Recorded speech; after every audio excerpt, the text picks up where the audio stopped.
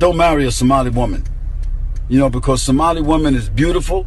They hold in the Quran, but they're aggressive.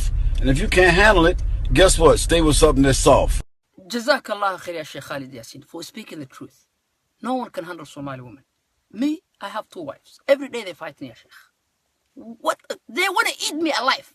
They fight with me. They fight with the neighbors. They fight with the government. They fight with everyone. Look, watch them now. They're fighting, ya Sheikh. What can I do?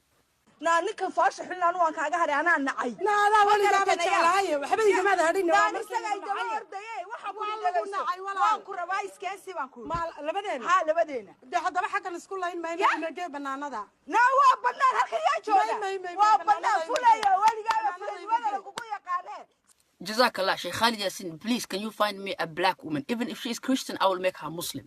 هذا ما باستلم أنا black American ربطة حتى الشيخ كله وكلامته الشيخ جزاك الله دينك وكبر حالات الشقاقة واي